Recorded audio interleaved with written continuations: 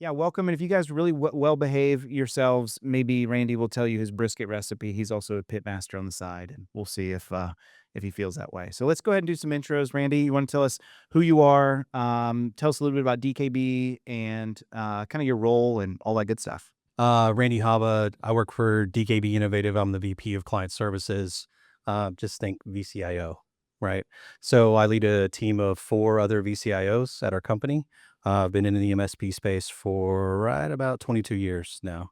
So, And maybe like endpoints, just so we kind of understand MSP size. oh, that's a good question. That's an ops question. How many folks overall in DKB? 72 employees. I would say somewhere around 10,000 endpoints, Okay, give or take. perfect. Jordan. My name is Jordan Silva. Been in the MSP space for probably going on 15 or 20 years at this point. Currently with Mirazon out of Louisville. Been with them for about 6 months and joined them as their director of managed services. Prior to that, I was director of operations for a MSP out of Hawaii called Intech and built an MSP program for Alta Fiber and Hawaiian Telecom and stuff like that in between. Mirazon's about 53 employees. We're predominantly a consulting service organization growing an MSP now.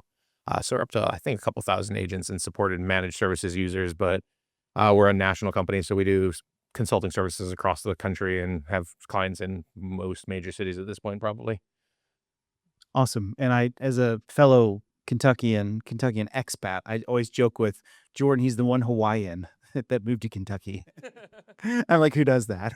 But he seems to be enjoying it, so I'm glad. It's a good time. Good for bourbon, good for barbecue. Wife's happy. Can't really be upset over it. There you go. So Jordan, first question to you. Something I know that's kind of deep into your heart is if you go on Reddit, the number one question that's asked, what's in your stack? What do you think about this EDR? What do you think about that MDR? What do you think about this tool for this? What do you think about that tool for that?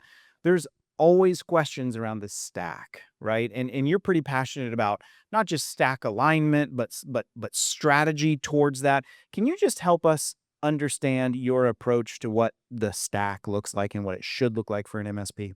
Yeah, we have 1 hour, so I'll go quick. No, um, it's the one you can manage best, I think is what it comes down to. Like, we can sit in rooms like this with, like, objectively good vendors all around us. Most of their competitors are probably close. Like, the top 5 of any category are gonna be marginally different from a technical perspective. Um, they're all gonna have flaws. Like, I'll fight anybody to the death over what the best RMM is, and I'm always gonna be just as wrong as they are in the argument because they all kind of are awesome and all kind of suck. So you pick the one that aligns with what you do really well and what you need, and you hope the things about them that suck are the things that you find least important. And if you can find that pairing, you do really, really well.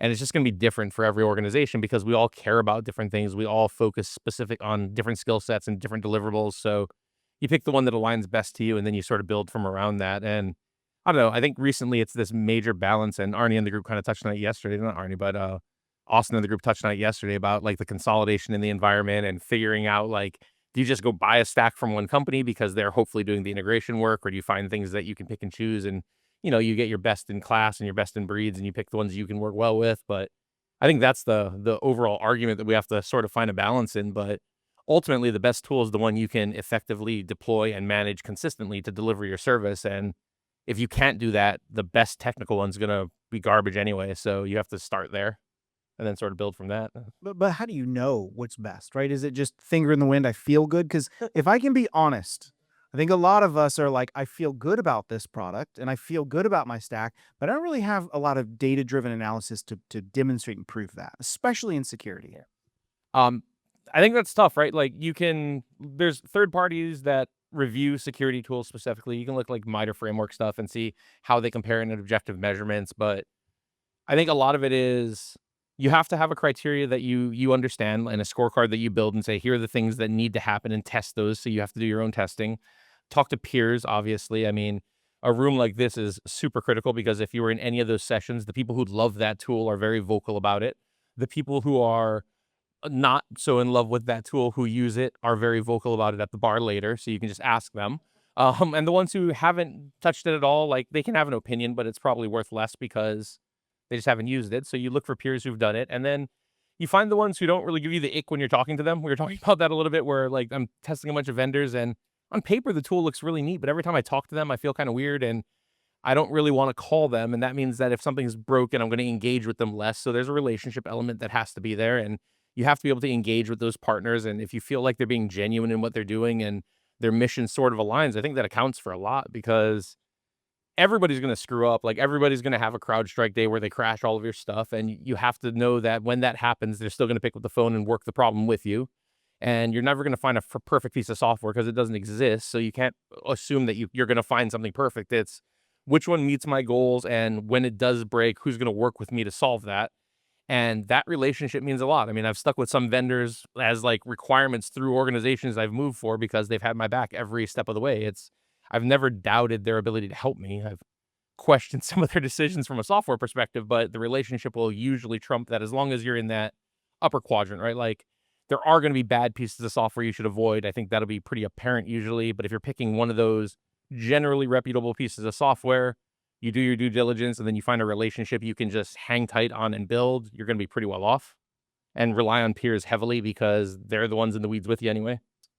Yeah, I love that. So Randy, over to you now. As a VCIO lead, a little bit different for you, right? Because you're not as into the stack alignment discussions as far, I mean, I'm sure you're an influencer, right? Like, but you're not the one that's deciding those things. And also you're dealing with clients who, let's be honest, at the end of the day, they don't care. Like, they don't necessarily care about the names that's on the placards of the devices that go in the network or in the cloud. They just want things to work, right? So how do you approach stack alignment, communicating stack to client, those kinds of things? I think it boils down to the first point Jordan made, which is what is best for your company and what can your people work with, right? We all have different skill sets within our companies. We have some really smart people. We have some people who are just starting out and wanting to learn more. So how do you make the tool stack that you use approachable? And then what does your training look around that, right? So I could use an example of like a lathe, right? Woodworking. Any woodworkers here? Right? Anyone mess? I got a few in the back. Okay. So if you didn't know how to use a lathe and you just bought it off the shelf and you're just, I don't know what I do with this thing. Are you going to like pick it up and use it if you need to, shim a door or trim a door? It's like, what, w- if you don't train people to use the tool, you don't understand the tool, it's not going to be effective for you. So why buy it? Right. I guess that's really from an influencer standpoint. That's probably where it's at. From a client standpoint, um, sometimes I don't really care what the client thinks, and that's okay, right? I just want to say that out loud, because at the end of the day, we have to protect ourselves from our clients. How many of you kind of have that perception where you have to protect yourself, right? Because your clients are going to do stupid things with the things that you give them. So I usually tend to take it from that approach is I don't really care what they think. I'm going to do what's best for my MSP. I'm going to find the balance of what's best for them. And then we're going to push it to them. And they don't really get an option of whether they take it or not. Now, they may not like it, and eventually they may leave the company. They may go to another MSP that's a little more flexible. But at the end of the day, I've protected my company. And I could tell you, I've lost 4 clients to that. All 4 of them came back within 18 months. And I think ultimately, I think what we're trying to get to is most customers care about the deliverable. They don't really care about the how, right? Like, they don't usually care about your EDR. They care that they're protected from a compromise. They don't usually care about Office 365. They care they can deliver whatever their business is. And I think that's really what the focus just has to be. It's, hey, I choose these technologies not because they're going to be the ultimate technology in the world. It's because at the end of the day, my promise to you is I'm going to give you as much availability as possible to do your job. And the most effective way for me to do that is to use tools I'm familiar with, and keeping them away from like that sunk cost fallacy where they're like, well, I just renewed my Sophos firewall a year ago and I don't want to go back and explain that I'm going to tank 2 years of a thing to move to a FortiGate or whatever you guys want. And it's like, well, the money's spent either way. I'm not giving you a discount on my service so you can keep it. So you don't have to tell anybody you're doing that, but we're going to swap it because when you're down, you want to get back up right away. And the most effective way I can do that is using a platform I'm familiar with. My tools are built around, my techs are trained on, and that's just the reality of the world. Like, we wouldn't tell you as a business to say, hey, to, come do my roof. If you're a roofing company, you have to use my ladders, my trucks, my nails. You're going to say, that's silly. I'm going to have my roofing people come use our stuff because it's what we do. And that's the result that everybody wants, is they want that consistent delivery and the outcome. So you just focus on that. If you start doing co-managed or like certain industries where they're like, no, I really want Cisco, I think there's a time and a place to have those discussions, but it's usually not in a managed service context. It's usually in a I'm doing staff aug for you, and then we can talk about it maybe, but your bill's going to go up and I'm going to be less effective. But ultimately, I think if you focus on those deliverables and the outcomes they're looking for, it's usually a non-issue. I'm selling a deliverable, right? Like I'm not selling you a firewall, I'm selling you a protected network. So how I get there is sort of my problem, and you should just let it be my problem. That's why you're paying me. You just have to build the relationship and get to the right person in the organization that's willing to have an honest conversation. Like I could tell you with honesty, any of the panels that I was at or that the rooms I was in, Ninja One just said, "Hey, look, we don't do that well.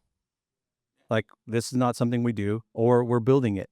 But I think it goes back to the relationship between you and your vendor or you and your client as to what kind of bars you can set on the tools you pick for yourself or for your clients, right? Because they may have specific compliance needs, and you have to go find another tool to fit that specific need if that's a vertical you're trying to get into.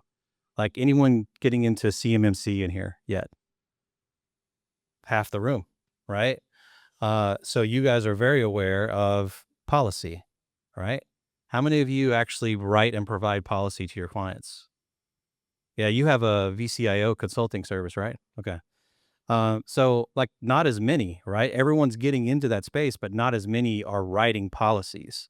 So when it comes to that, how do you pick a tool that helps you or guides you in that line? And I would say that events like this, right? Where you're talking with other MSP owners, you're talking about the challenges you face or they face, and they have a solution, or you may have a solution for them, right? I know Chad and I in the back, the blue shirt, I'm calling him out because he wanted to run away. We've talked back and forth about the things that we employ at our different companies. Earlier I said a comment like, I don't care what my client thinks. I mean, I do. But at the same time, I want to make sure that they're protected no matter what, and their feelings don't matter in the situation. So it's a very logical choice, not an emotional one. And it's my job as the VCIO to kind of paint the picture to make that a logical choice and get them to see reason as to why we're doing that. We're getting into a place now where right now, if you're migrating to like CMMC or something like that, or you're targeting that, you're almost left in a position where do you build a second stack for that client base? Are you building enclaves? Like how are you meeting those requirements? And sort of what you're talking about, I think is as a general theme, I think this is where being a mature MSP and an immature MSP starts really shining and vendors fall into that same model and so do clients, right? Maturity is usually dictated in clarity and vision and what you're targeting, right?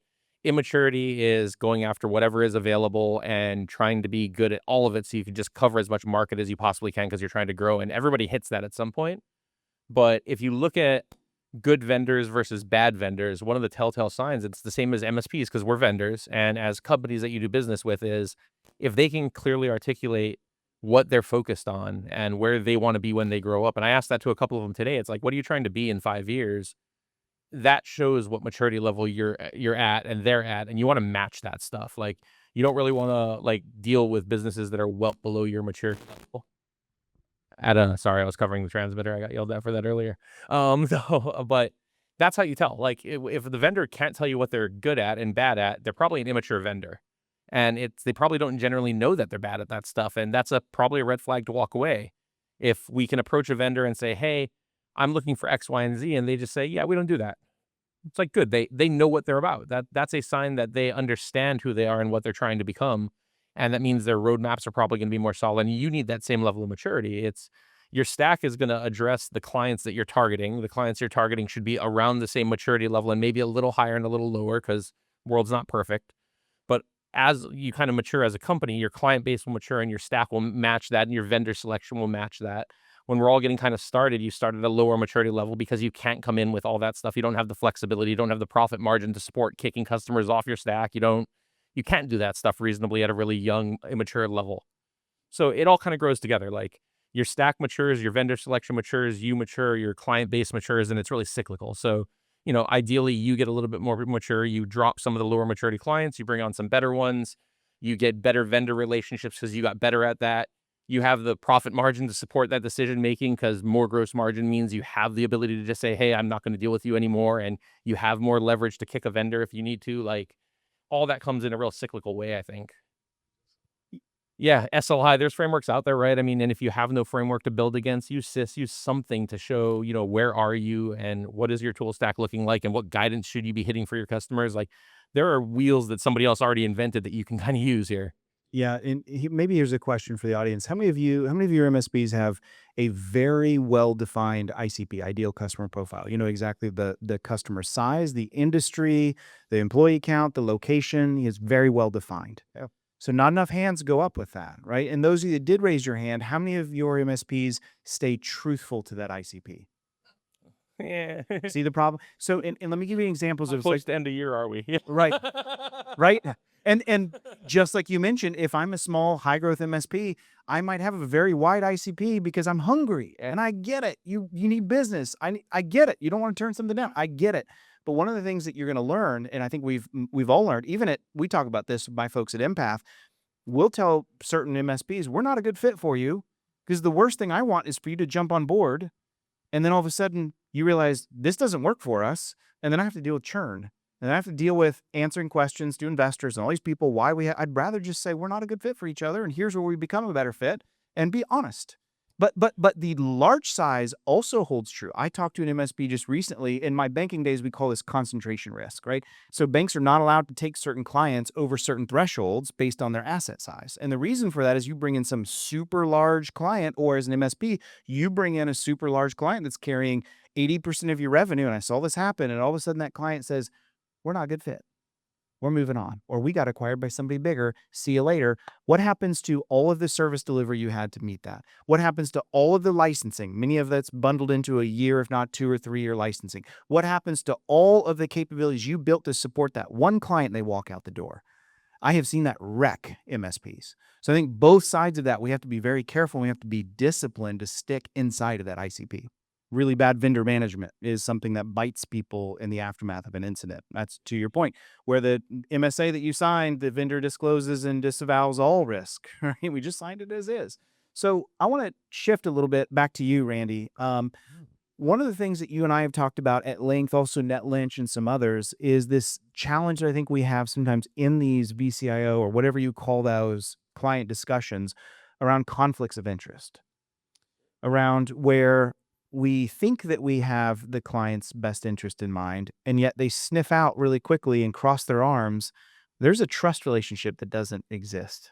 Can you point out to us some areas where you've seen conflicts of interest that we as the MSP put in place that really put a hindrance in us actually giving the client what they need the most? Yeah, I can just use CyberFox's Auto Elevate as an example. So we've been an Auto Elevate partner since before CyberFox bought them. And we made the decision that we were going to include it in our stack no matter what. Didn't matter whether the customer wanted it or not, they're going to get it. And when we started rolling this out, there was a lot of pushback, lots of pushback. But you've got to have those hard conversations and just say, look, we're doing this in the best interest of you, but also ourselves. There's a little bit of selfishness to this decision, but that's because you've trusted us to service you in a secure way. And this is the perfect balance, right? I can, create whitelisting. I can create rules that are going to allow your people to do what they need to do on their machines and not impact their day to day. They may see a little thing flash on the screen, but it's going to go away and they can continue doing what they're doing.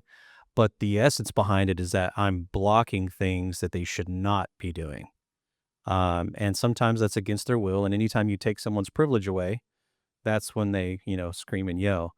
But just being able to navigate difficult conversations, I think is a skill that's not taught to many VCIOs.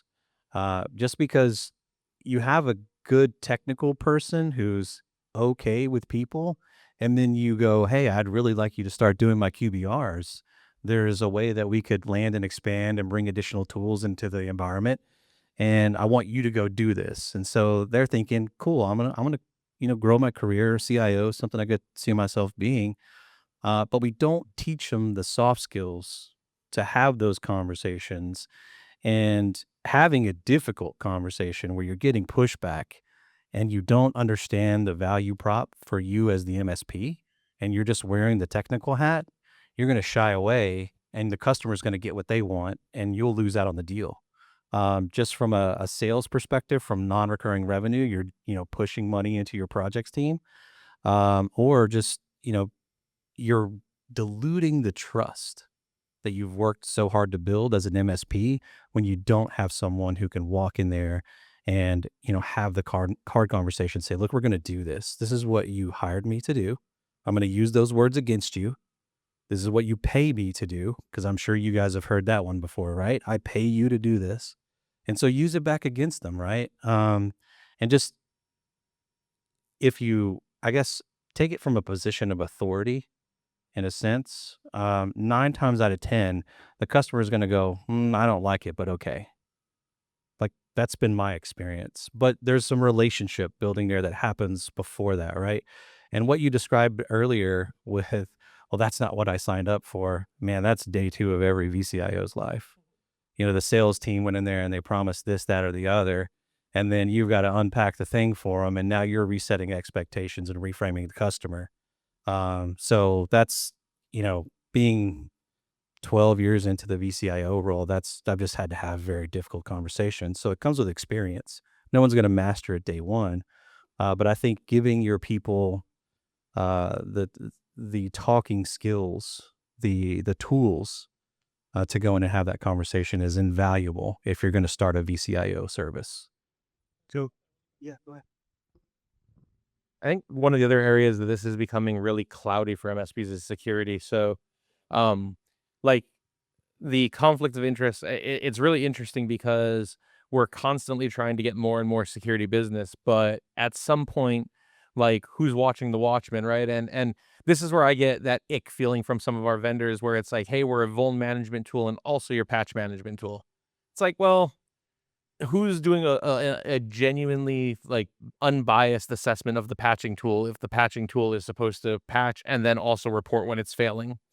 And the same thing kind of comes in with pen testing. It's like, well, I'll do automated pen testing of the service I'm promising I'm doing. Like, from a customer's perspective, like, how much are you going to trust that? Like, the company who's securing your environment is now charging you to tell you that they're securing their environment. And I think that's where, when you're sitting in a true VCIO role or VCISO role, you have to be able to step back and say, look, we're doing our job, but you're going to pay this third party who is not us, and I get nothing for it. And they're going to come in and audit because that's what we should do. Like, if I were not paid by this MSP, that is the recommendation I'd be giving you. So that's the recommendation I'm going to give you. And here's 5 vendors you can choose from, and I trust that they do a really good job. They're going to charge you a lot because pen tests are expensive, but they're going to come back and I guarantee they're going to find something that I missed, and that's what you're paying them for, because we want them to find it, not a bad guy. So let's do that. And then when they come back, we're going to collaboratively fix the issue together, and that's what you're paying me for. You're paying me to give you good advice because I'm not perfect. My company's not perfect. We're going to go find a third party to assess that so we know the gaps. But you can't try to be all of that to every customer, because you're inherently biased then. Like, all your tools are going to have the same sort of flawing if you're buying it all from the same vendor. And we were kind of talking about this on one of the buses, where a lot of these vendors are consolidating, and you start losing, like, this diversity of threat intelligence and the diversity of risk, where, okay, if they're my patch tool and they're my EDR tool and they're my SOC and my MDR, the day they miss one thing is the day they miss all 5 things. And those layers that we've depended on for years to protect us from risk sort of evaporate, because there's now a single point of failure to all the layers. And I think that's really hard. We have to be really disciplined as companies to say, hey, this is not my space anymore. I'm going to go hire, Black Hills or one of these other guys to come in and audit, and I'm going to sit and be an MSP because that's where I'm good at, and I will guide my customer to an auditor who I trust and can verify my work. And they have to come to the understanding that it's okay for us to all fail sometimes, because that's just life. But we have to be willing to kind of draw a line in the sand and say, hey, you really do need a third party now to come tell me if I did good or bad, and you deserve that as a customer. So I think that's hard, because there's pressure there, right? Like, I don't want to be on the bad side of that. Like, I've been on the bad side of a bad pen test report, and I want to vomit every time. But that's growth, and that's how you improve. And at the same time, I'd love to sell that service, honestly. Like, a $20,000 pen test looks really good in a revenue report. So, like, if I could sell it, I have the skill to do that maybe. So why shouldn't I, becomes the question. And it just becomes really murky and hard. But I think that's where a lot of that discipline and that conflict has to be addressed, is just because you can do something doesn't mean you should do something. And where is that line, I think, is getting really murky right now in the security space.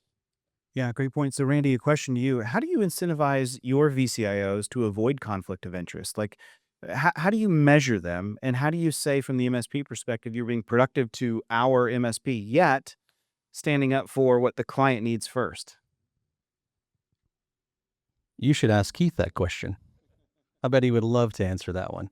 So there It's a were, CEO, by the way. yeah, there were a lot of times like Keith I would get behind closed doors and we would have, an honest conversation about a solution that, he may want, like going after that pen test, selling them that thing, to where I would just push back. And this is the balance of VCIO, right? You have to protect your MSP, but you also have to act in the best interest of your client.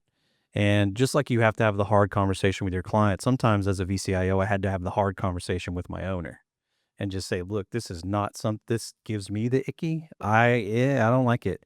And so just being able to say no. And as the owner, accepting that answer from your VCIO because you trust them to maintain that relationship. It's a very hard pill to swallow when you're looking at a 20K pen test and you look at, revenue that might run out the door. But I can tell you one thing, and this is just in my experience. By having that conversation, with yourself, or if you're a VCIO with your owner, you generate more trust with the client because then they realize you're there for them. And while you may sell them solutions on occasion, you're going to do so in the best interest of them. And most of the time, those interests are going to align with the MSP itself. But being able to, sniff out something that's just going after pure profit, going for the sell, just for the sake of the sell, again, dilutes the trust factor for that And, relationship. and I would go so far as to say your clients can sniff it out. Your clients are smart. They understand when you're coming to them, just knocking on the door saying, "Hey, I'm Wes. I'm here to get you to buy something." But I'm posing as a VCIO because I've got CIO in my title. So shouldn't you believe me? They can sniff it out. And so I think it's important to think about things like, and I would encourage you to go home and say, how are we incentivizing our VCIOs? What is the measurement of good for them? If it's purely revenue driven, you actually have an account manager posing as a VCIO and you've done everything wrong. I hate to say it, I hate to be blunt, but it's true. And your clients are going to sniff it out. And here's the evidence that it's wrong. You don't have good alignment with the client. You end up talking to the office manager, not the owner. They end up canceling the meeting on you. You don't have the cadence that you need to make that happen. And so I would encourage you to go back and have conversations of what's the right way to incentivize our VCIOs or whoever that person is to make sure that we are actually putting that client's best interest in mind, which will turn into all the right things for the MSP. There's going to be times the VCIO says, absolutely, we've got to get this going. Look where we're at on this risk assessment. These are 4 things that we're way far behind on, and we got to get this stuff going, knowing full well I'm going to sell that and make money. But also knowing when the right time is to say, I'm not incentivized on that. I'm incentivized on doing the right thing for you. And I'm measured in a different way is a powerful thing. So, and sometimes for smaller MSPs, you may be thinking, well, my account manager, I am the account manager and the VCIO at both, right? So you just have to learn how to put one hat on after the other. Maybe, Jordan, a question for you on that. How do we balance the two? If we're a smaller MSP, how do we balance both of those kinds of actions together? If I do need to sell something, I got to put bread on the table. I need to survive and I want to grow, but also make sure that I'm not just selling something just to sell something. I think Randy said it right. It's at the end of the day, your goal is I need to strengthen this relationship because I'm looking at a revenue target for the next 10 years, not this year, right? So if you're a real VCIO, you're prioritizing all of the client's needs in the context of the client, right? So yes, they have this set of risks that they're trying to address. Some of those, like if you're using SysAT or whatever you're using, are going to be things that you as an MSP can contribute to. A lot are things that you cannot contribute to generally, right? Like your MSP is not going to. You might be able to guide via policy and things like that. If you find yourself prioritizing the things you can sell ahead of the actual priority of the list, you're erring too much on the side of account management. If you're finding that you can't hit your account management revenue targets because you still have those, you have quotas, because you're spending so much time doing VCIO stuff, that's time to have a conversation about should we be delivering VCIO services? Like, and it's kind of to your point, those decisions keep you out of those messes. It's when we start trying to punch way above our weight class on what we're genuinely able to deliver, like honestly and truthfully and genuinely as a company, that we get into those messes. It's when I'm selling VCIO services because my competitor is, and I have no idea how to be a VCIO, that you get into that mess of you're just lying about your title. It's when you can't actually deliver a SOC offering, but you think you need to compete. So you go buy a SOC and just mass deploy it so you can check that box. That's where we all start getting in trouble. It's if you think there's a gap and you want to grow to it, go map it out like you would a client's technology. Say, hey, I want to be here by 2026. So if I want to be a real SOC offering for my customers, what does that look like? What are my peers doing? What are those steps that they need to take to get there? VCIO is no different. And that's one of the journeys we're on right now. It's okay. I want to have true VCSOs in my environment to go and collaborate with customers. I want to help them do gap assessments. I could do two things. I could sell that tomorrow, and my account managers would be super happy because they have one more thing they can go sling to customers. And then when it comes time to deliver, I'm going to upset a bunch of customers or give them really bad advice, and maybe they don't know better and I get away with it for a little while, but ultimately they get screwed in the long term. Or I can say, okay, here's what I need to do. Short term, I can find a partner who can deliver on my behalf and I can resell a service. Midterm, I want to train at least 2 people internally and they're going to shadow that vendor. Long term, I'm going to send 4 people to these courses. We're going to get them educated here. We're going to run them through some practice stuff. I'm going to partner with, ScalePad and get control map set up. And I come up with a plan to get to that delivery whenever that happens. And I think the self-awareness is what keeps us out of trouble and making sure that we're not trying to take a shortcut to somewhere because like we tell our clients not to do that stuff all the time. There's no shortcuts to good. It's you got to just go through the process and we just have to be ready to, have that conversation for the next 2 years and say, well, this year I am an account manager. And if they need a VCIO right now, really, and not all customers do, let's go find them an independent VCIO that I can work with that'll work on my behalf and partner with me, and I'll give them that service. And then train your guys up. And there's people who exist for doing that stuff. Like there are people in our channel that they're just fractional CIOs, genuinely full time. Go partner with that person for the first year, and that you can find that balance. Yeah, that gets into the question I wanted to ask Randy is, okay, who, what is the DNA of a good VCIO, and where do you find those people, and how do you train the delta? Like, what things do they not have that you've learned you have to train up and get going? So you're going to come across two different types. You have really strong technical people um, who haven't had a lot of time in business oriented roles, right? They haven't built that business acumen. They haven't learned how to talk to C-suite. And so you're going to have to train those soft skills, right? Then you're going to have more of your sales account managers. And this is, I'm helping another MSP hire another VCIO right now. And these are just kind of the two broad spectrums. I get someone who's really technical and has just a little bit of business acumen, or I get someone who's incredibly salesy. And so it's you're either teaching the technical or they come in and they're overconfident and going, yeah, I know technology. But working in the MSP space, I think you will all agree with me that you've got to have like a 20-foot deep, not a 10-foot deep, and about an 8-mile wide experience. It's a different level because you're operating with so many different clients who have so many different personalities and in different verticals. So they have different needs. And so hiring I guess we'll call him an IT director who's maybe been in the food services industry, right? Who has deep, heavy experience in one is not going to be a smart move for you, right? As much as I would love to go hire a store manager out of Chick-fil-A because of the, customer care aspect that is ingrained in them, it's probably not going to be a good fit for my MSP because they're going to know nothing about technology. And if you don't know anything about technology, your customer is also going to sniff that out as well. How many of you guys do co-manage in here? You have okay, half the room, right? Send a Chick-fil-A store manager in to talk to an IT director at a company and see what happens, right? So I would say from a learning or training path, really, there's a few books that I would read. Chris Voss, Never Split the Difference. To Sell is Human by Daniel Pinkman. And then if they're not good at speaking, and I'm not great at it, but I'm trying to get there. But there's a guy named Vin Zhang. He gave a keynote at a peer event, I don't know, 10 years ago. He has a master class on presentation and public speaking. And, it's like $800. It's pretty reasonable. But, as an owner, I would invest in that and then give them access to that course because it's going to give them, the speaking confidence to talk to people at that C level. But it's also going to talk about conflict negotiation. That you're going to get that from Chris Voss by reading that book, but you're also going to get that from Vin through his course where you have to have those difficult conversations.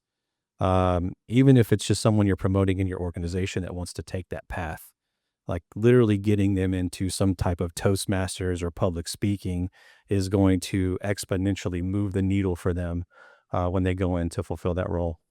Yeah, and I love that you're thinking about a lot of that soft skill development, right? And what you said earlier, learning how to have a hard conversation. I think those are really, really bold and brave and necessary things to do. You have really deep technical people who have a serious amount of confidence in their ability to deliver a technical solution.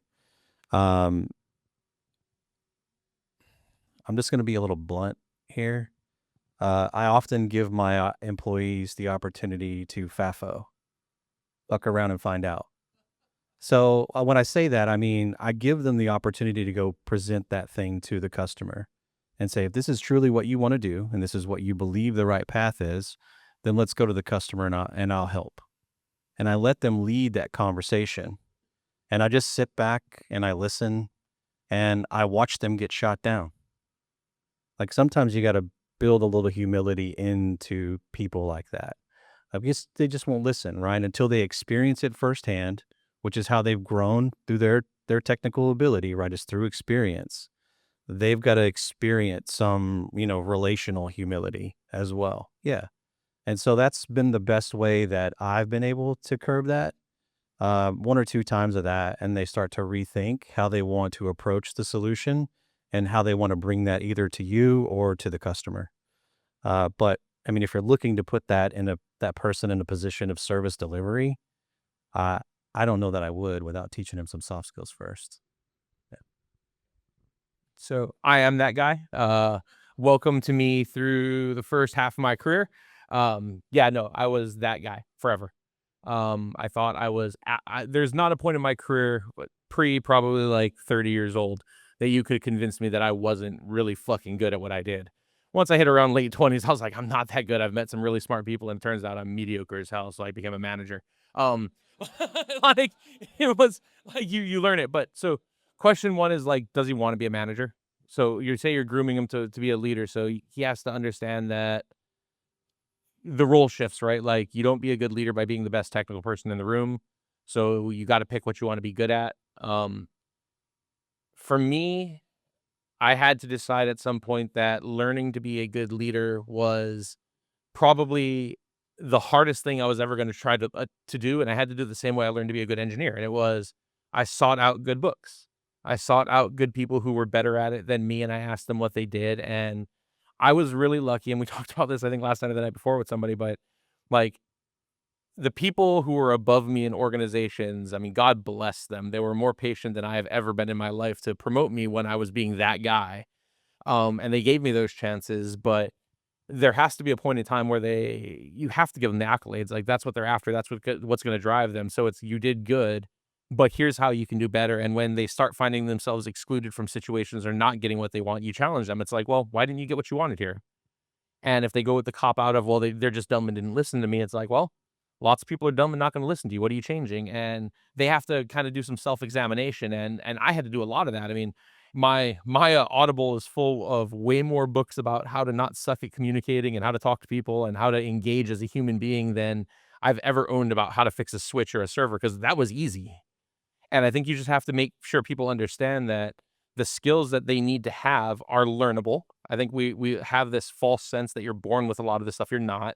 You can learn to do all these things, but you're gonna have to put effort into doing it. No one, or maybe some people naturally are good at this stuff, but it was not natural for me to lead a team. It was natural for me to show up in chaos and fix things because that was fun. Like give me another Red Bull, I'll stay up for another 24 hours and rebuild another server. Like let's fucking go. But that doesn't work when you're trying to get 100 people below you to do the same thing or behind you, and it doesn't work when you're showing up to a boardroom and you have to make sure they understand they're making decisions every day on what path they're down, and if they want to be good at that thing, they have to tackle it just like they did the technical. It's there might not be a cert for it. There's courses for it now, thanks to MPAP and things like that. Like those exist, but it's a learning curve, and you have to give them the opportunity to train and fail safely, and you have to show them when they made the mistake, just like you would when they screwed up a server. Like on the automation side, I've rebooted hundreds of devices in the middle of the day because I'm an idiot in coffee, and that taught me lessons. On the leadership side, I've lost good people because I made bad decisions, and that will teach you lessons. But you have to make sure people understand that it's their choice to be better at those things, and if they really want that thing, that's the skill they need to develop. But it's very intentional and a lot harder than training technical stuff in my experience. You were talking about books that helped you grow from a technical role into a leadership role. Can you name one or two of your favorites? For me, there's a book called If You're So Smart, Why Aren't You Happy? That was really interesting, and I was like, "Fuck you, guy!" Like, I'm super happy. Sorry, I shouldn't curse so much, but that one, Crucial Conversations, is a very good book. Necessary Endings is a very good book, and that helped me sort of like that gives you a lot of context on like human relationships and things like that. Um, Leaders, I mean, anything by Simon Sinek and Patrick Lencioni, like we could list all of them. They're all pretty much in that wheelhouse.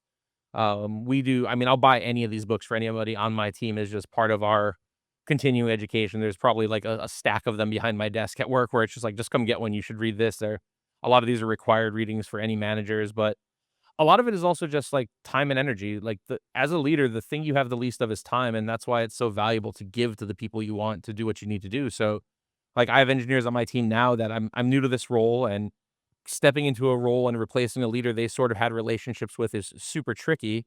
And seeing, how they were developed maybe wasn't the way I would have developed them. So there's a lot of trust that you need to build, but it's just like, let's come along. Let's come to with these meetings to me or with me, and I'll show you how I do this because this is how I expect to be done. Now you try it and let me know when you need help. And you guide, right? You give your time, your energy, and you train it just like you would a help desk person. You're like, hey, this is how you do a password reset. It's, hey, this is how you go to a customer and admit you screwed something up and you're really sorry for it. Like, you have to show up and do those same things. You have to show that same vulnerability. You have to teach every one of those skills just like anything technical. And like some books will help, but really it's if you're good at it, good, go teach it. Like that's where you spend your time. Another book I would recommend is Happiness Advantage. Yeah. That's a really good one. It, being a manager or conversing with people just in general, you're going to come across people that drain the joy out of your life, right? And so being able to have the mentality or mental fortitude, just to remain happy, I think is a thing that engineers suffer from because they they can fix a switch with very little education or training, but they don't train their brain to think in the way of human communication and interaction because they're dealing with technical things. So having that mental fortitude helps immensely. So it's another one. And the technical side is just way easier. Like Yeah. it's easy. It's more direct. It's a router, yeah. It's more direct. It's a- Step one, do this. Step two, do this. And when you're dealing with people, it's like step one, try this. Might work, might not. How do you guys like one of the things that I came from the corporate IT background? Um, I've been on the MSP side for about 13 years now, and the hardest transition in that for me was getting used to the loss of control. You know, being a corporate director, this is how we're going to do our technology plans, work with the business unit managers. I don't care if you don't like it, go cry to the president. Coming to the MSP side now, it's like, well, we recommend you guys do this. You're going to ignore us. It's going to blow up in your face, and then you're going to let us do it the right way. But one of the other things that I have to coach staff on, and I'm curious how you guys handle this within your own environments, is like the nature of our work sometimes is such that you have to acknowledge the small victories and sometimes let those fuel you because the nature of the beast is such that it's not every day where you get to like finish a big project and, have a party or what have you. Finding the joy and the happiness. I mean, I like this side of IT better now because I love the diversity. All the clients, their business, it's fascinating. I mean, there is no one solution fits every one thing here. But I think sometimes it's challenging, at least for us, to keep the momentum and keep the drive and keep the joy. We have to stop and focus and take stock of those little victories and how those, kind of carry us through the rough times. Well, you mentioned Patrick Lencioni. So he has a thing called Working Genius. It's kind of like Enneagram, Myers-Briggs, any kind of personality test that you kind of throw out there. But he takes it and he applies it to kind of concepts that are in the workplace. And I think, if I was in that position and I wanted to know how to, I guess, pour into the lives of my employees, that's where I would start, right? You got to know who you're dealing with. So you got to know kind of the levers that they need pulled to kind of motivate them, keep them in the right frame of mind. Uh, Past that, just as a leader in the MSP, man, always have their back. Not saying that you don't, but that's like the biggest one. When you hang an employee out to dry or you name them in a root cause analysis that they did something. Yeah. I know a lot of people probably don't, but I know there are some MSPs that do that, right? And that's yes. Yes, exactly. But I mean, that working genius and going through that exercise and kind of, mapping out, it's also going to tell you how people fit together in your organization.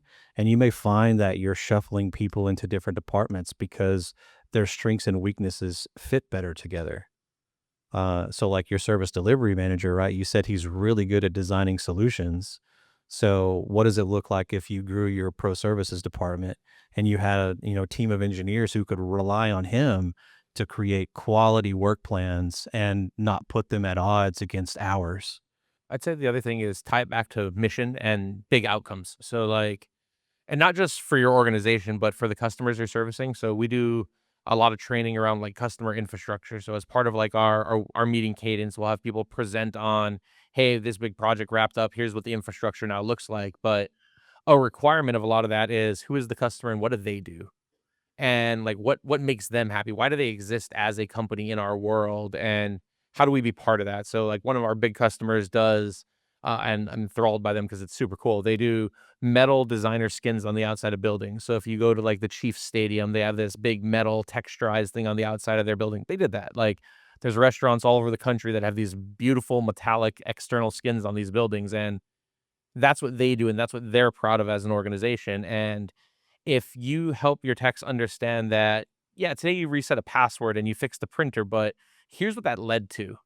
Like you're part of that in a way, and you can let them be part of that. So, like one of our customers, for example, just had a ribbon cutting on a new building.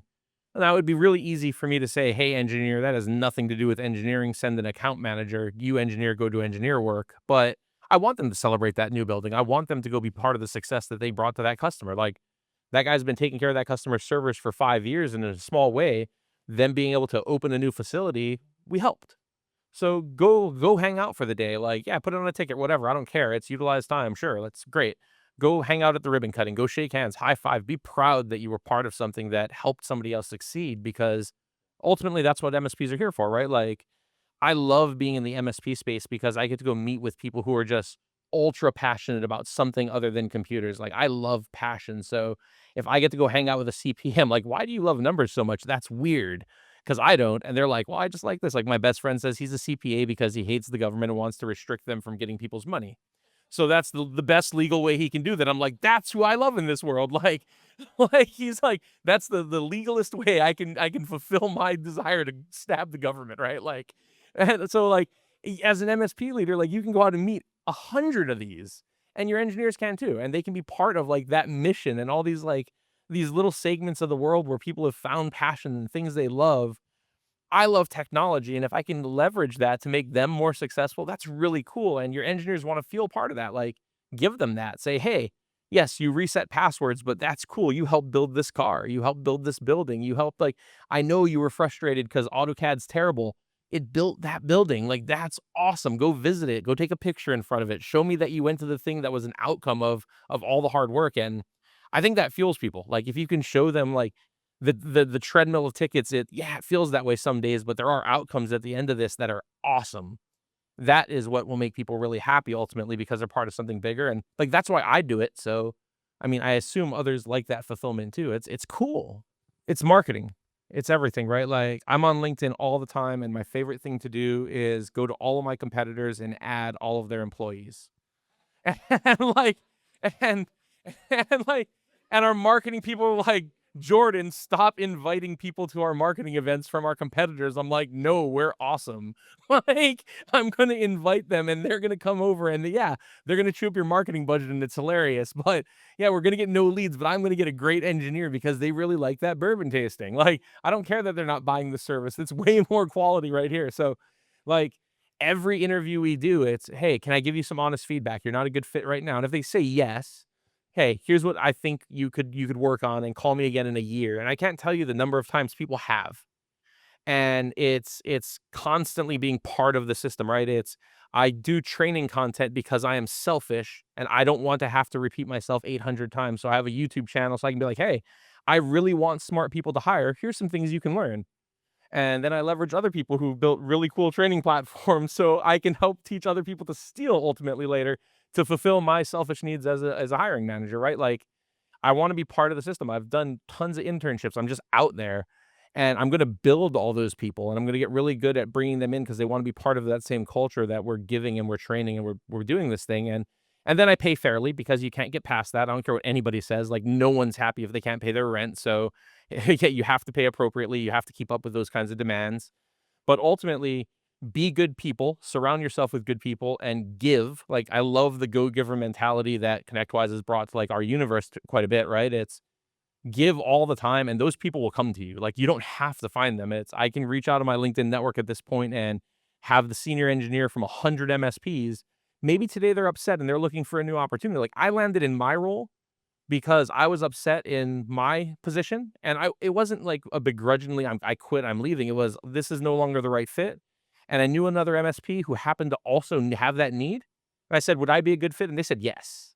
And if I just build that network all the time at every level, from intern all the way to senior engineer, when I have that role, cool, they can come to me. If I know there's a role open and I know someone who might fit it, I'm going to forward it to them. And it just, you build that over time. It's the same way you get customers. That's how you're going to get your engineer base too. Before I say anything, I'm just going to flip this around so you can't. No, I'm kidding. Uh, I mean, I would say likewise, right? It's a tactic that I've started employing, and most of the time, oddly, I'm getting referrals from people who work at DKB, and they go, "Hey, Randy, that's a friend of mine. He's gonna lose his job in 3 months. Just hit a riff, and so he's got 3 months to find a job, and just want to float you his resume." So I keep those, and when they give them to me, I call them immediately. And I just say, hey, look, this is who we are. This is how we operate. This is what our comp structure looks like. Do you think you would be interested at some point in the future coming on the team if I had a position open? And they either say, yeah, I'm looking to work for an MSP because I like the diversity, right? I like being challenged. Or they say no. And if they say no, I might call them back. But that's usually how I build my portfolio. The other way that we, find good talent is, I guess for about 4 years now, we've outsourced our recruiting. Um, the guy that we use, his name is TJ. His company name's Culture Fits. And we've been partnered with him for about 4 years. And the reason we use him is because he's coming to our Christmas party this weekend. And not many companies invite outside parties to their, internal employee events. But he really is an extension of our team because he's been in the four walls of DKB. He understands the type of employee we're looking for from a culture fit. And so he's going to be looking for those talented people for us on our behalf. So those are really the two ways that, I find top talent. And I guess the other part is the challenging the assertion that you need top technical talent. Like as an MSP, I don't know that we do. I know it feels good to say that, but most MSPs deal with SMBs. If you're on the spectrum, and this is where self-awareness is important, like I think I'm pretty good at a lot of technical things. I have no delusion that regardless of competency in InfoSec, that I am a top InfoSec talent, but I've been able to service all of my customers pretty well. Top talents don't land at most SMBs. Like that's a uncomfortable reality that a top talent is going to go to Microsoft and they're going to go to Amazon and they're going to go to these places, and that's okay. They're going to pay them the $400,000 a year that doesn't make financial sense for most MSPs. If you're at that scale that you're competing with that's cool. That's a different discussion. The answer is money. But the reality is it goes back to like the maturity of the organization is you have to, what level of technical competency do you actually need to deliver the services that you're delivering on? You need good engineers, but you need phenomenal people. Like MSPs are customer service organizations as much as anything else. Like if you're talking about your tier 1 and tier 2 techs, if you find me a good person, I could teach them to be a damn good tier 1 and an okay tier 2 in a year or two. No problem. I don't care where they start. Like I can get that training in. Being a competent tier 3 to a CIO, yeah, they need some innate talent and things like that probably. But again, the idea that I've I've worked in enterprise, I've worked in some big ISPs and things like that. So we did go after the CCIEs of the world. They're the hyper specialized. Those are top engineering talents. I would not hire them at an MSP because they'd get bored out of their mind not working on the giant enterprise network because that's not my ISP, right? Like that's not who I'm going after. And I don't want a guy who should be making 300 grand a year doing very specific giant network stuff because he has 4 CCIEs from Cisco. I'm not going to try to convince him to come work for me. He'll be bored. It's not his element. I have no real need for that 99% of the time. So I don't need top technical talent. I need good talent, and I need really good people who want to help small businesses and medium businesses be exceptional. And I think if you break away from that idea that you need that top talent, you need that rock star engineer, it gets a whole lot easier because it's not hard to find really good engineers, but I'm not going to fight with the Amazons of the world over who gets that exceptional engineer. I'll happily fight over who gets this really good person who can talk to that I can send to a couple trainings and meet 80% of my goals. Like I think that's a thing we need to kind of be okay with saying. Yeah. Do you have something else to add? Go ahead. Yeah, just along, like we said, MSPs are a customer services industry. Another book that I thought of is Unreasonable Hospitality. If you've not read that book, I would highly encourage your entire team to read it. It's an easy read, couple hundred pages. You'll get through it in a couple of nights. It's a solid read. So customer service should be our primary focus, taking care of our customers. I think, was it 3 years ago, we started the first, I guess in our peer group, I should say. We were the first MSP to start like a client experience team. And I think Chris was talking about that yesterday. Like that's very prevalent in the SaaS industry, right? And those people are kind of like account manager adjacent. But, our client experience team is literally just solid people who genuinely want to help. They may not be able to fix the printer or fix the computer, but they're there to empathize, pull the information out, create that ticket on that user's behalf. And it's just, done wonders for us as a client retention standpoint. Love that. So we're going to close on that. Maybe a couple last thoughts because I've been in the middle of those same thoughts and I love the question, right? So a couple more things that stand out to my mind. We mentioned this at lunch. LinkedIn did a study a couple years ago and found that in their survey of like 10,000 people, 94% of employees said, I would stay at my org longer if they invested in my career development, which I think is staggering. People want to know they have a future. They want to know they have a career pathway. They want to know there's something in front of them. And they'll say, I'll stick around longer if you can do that. I think it's powerful. A couple IT summits ago, we had Sean Torres gave a keynote. His MSP is in the middle of Slidell, Louisiana, middle of nowhere. They're at over 40 million in revenue organic over less than 10 years, staggering growth. And so one of the things he shared, and the title of his talk was make no deposits, make no withdrawals. And his mission in life is make deposits, make deposits, make deposits in my employees and my customers and everything I do, because those times I need to make that withdrawal, I've got the investment. So I want you to think about that. How are we making deposits into our employees' lives? And then one last thing I'll share is this came from Peter Kajawa at ConnectWise. He said something I've never forgotten. I mentioned this earlier today too. He said, MSPs, you have to understand you're much more like a college football team than a pro team. He said, what I mean by that is I cannot put a franchise tag on my Patrick Mahomes. There's, at the end of the day, as much as I want to retain great talent, there's always going to be a select subset of them that get so good and are so talented, they're going to want to go walk out the door making a salary that you cannot afford, go to a city that they do not live in. And I've experienced that myself. I remember years ago, the first time I encountered this, I worked so hard to keep my very first security analyst at my bank. And he walks into my office one day. He was stellar. He started out pretty rough around the edges. And man, he was a stellar security analyst. I didn't have to worry about anything with him there. He knocks on my door on a Monday. He's like, hey, can I come in? I'm like, of course. So we chat. He's like, hey, do you mind if I take some vacation? I'm like, sure, no problem. When do you want to take it? He's like, well, tomorrow. I'm like, oh, okay, Tuesday. Cool. That's fine. When will you be back? He's like, probably be back on Friday. I'm like, okay, have a good time. I knew it was a job interview. I mean, he leaves from Tuesday and comes back on a Friday. I mean, nobody does that unless it's a job interview. So he comes back in on Friday. He's like, hey, thanks for letting me take some time off. I'm like, no problem. How'd the interview go? He goes, who told you? I'm like, Austin, no one told me. Like, I've been around the block, buddy. And he's like, well, I don't know what to do. He's like, well, I'm like, well, tell me some more details about it. He's like, well, the salary is double. And he's like, I'm not telling you that because I want you to compete. I'm like, well, good, because I can't, you know. And I'm like, well, who's it with? And he said, New York Stock Exchange. And I said, let me make this simple for you. Do they offer you the job? And he goes, yep. You know what you're going to do? He's like, nope. I'm like, I'll make it simple. Take the job or I'll fire you. And he's like, are you serious? I'm like, I'm not joking. I can tell you want to do this and you deserve it. Go do it.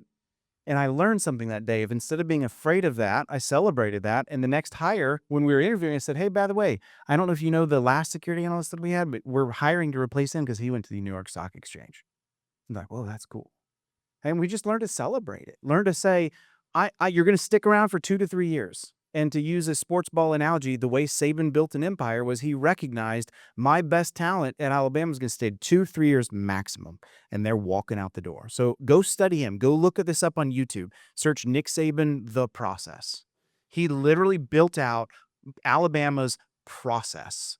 And it was all about, and bribery, and a lot of money being paid behind the scenes. I know. Apparently a lot of Dodge Chargers, all those things. But what I love about it was his whole pitch was more players in the NFL come from Alabama than anywhere else. You give me 2 to 3 years and I'll get you there. And that is a mentality I think is powerful. It's wonderful for people to stay their entire career with you. And I hope they do. But we also have to recognize some of them are going to walk out that door. And when they do, we should celebrate it. And we should be happy for them and happy for their families, especially if you have a pipeline to build that talent back up. And now you're a life changer in your community. Now you're somebody that gets people to go from where they're at today to something powerful that changes them and their families' lives. Tell me that doesn't feel amazing, right? And that's one of the reasons we're MSPs, is because we can change the lives of others and make the world around us better.